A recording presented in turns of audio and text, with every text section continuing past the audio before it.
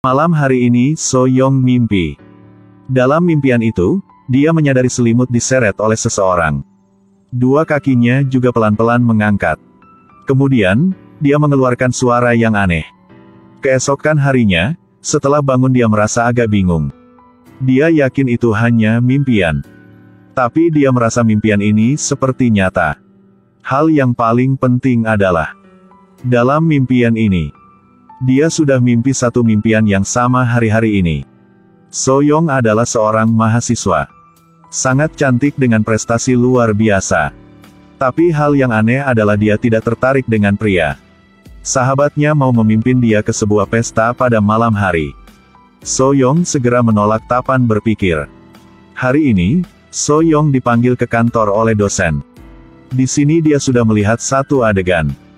Pria ini adalah senior So Yong. Keduanya pernah cinta mencintai. Tapi senior ini seperti mesum. Menindaklanjuti So Yong di mana-mana. Membuat dia harus melapor polisi. Sekarang dosen memanggil keduanya untuk menyelamatkan.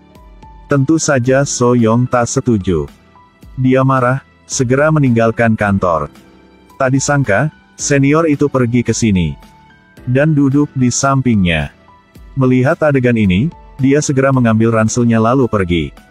Tak berani pergi ke sekolah. Pada malam hari, ketika dia sedang bekerja dalam warung kopi, dia melihat senior itu sedang berdiri di sana. Mengancam dia takut dan menjatuhkan gelas kopi. Baru saja mengangkat kepalanya, tak melihat senior itu di mana-mana. Setelah dia bekerja, So Yong sedang pergi di jalan. Dia selalu menyadari ada seseorang di belakangnya. Dia berbalik berkali-kali. Tapi tidak ada siapapun. Tunggu sampai dia berbalik lagi. Senior itu sudah berdiri di depannya.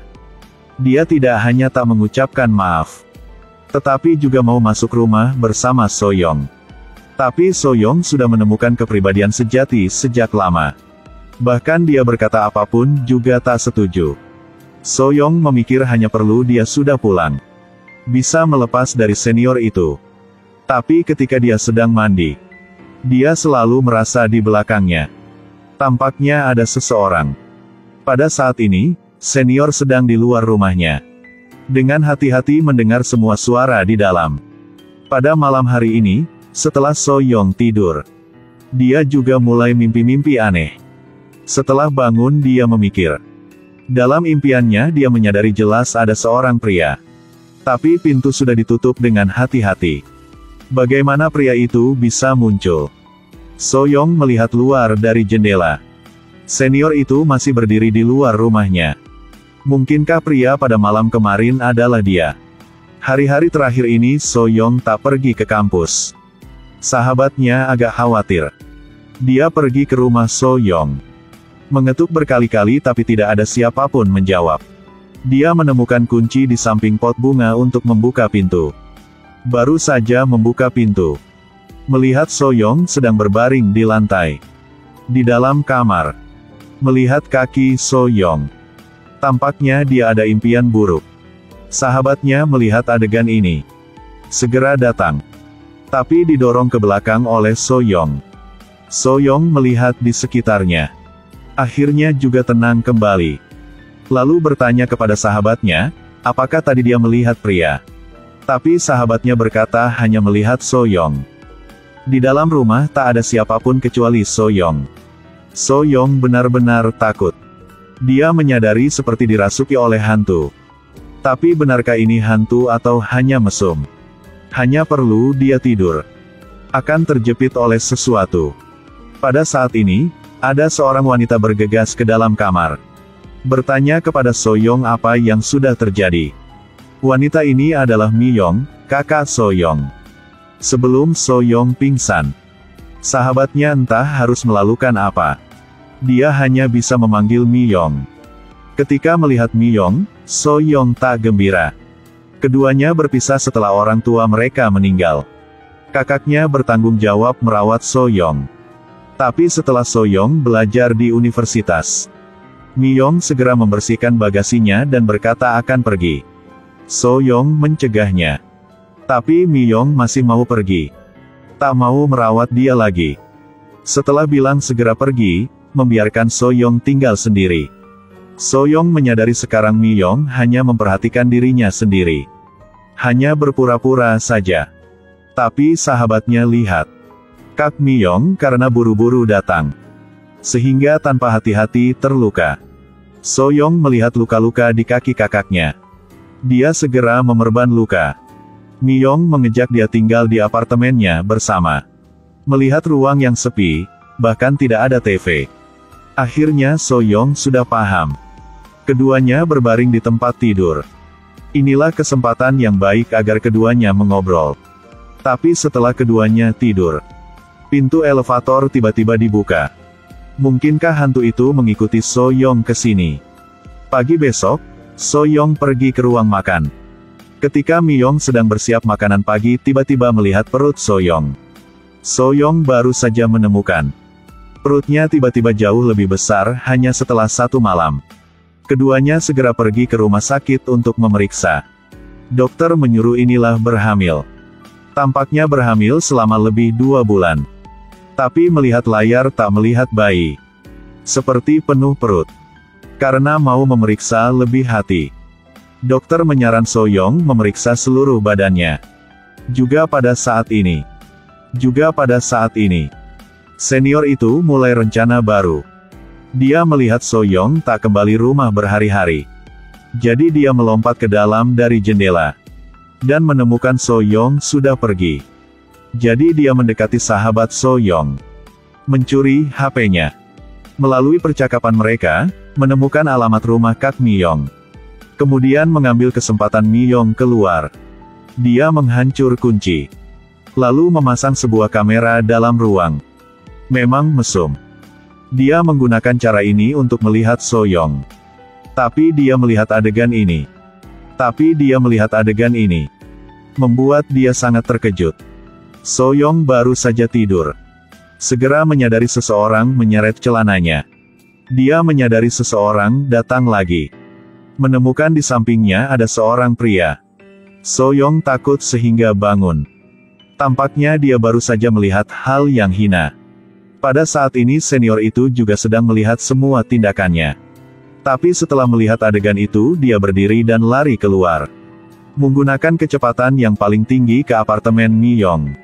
Dia membuka pintu, lalu memegang sebuah pisau di belakang. Tak berkata apapun pergi ke kamar So-young.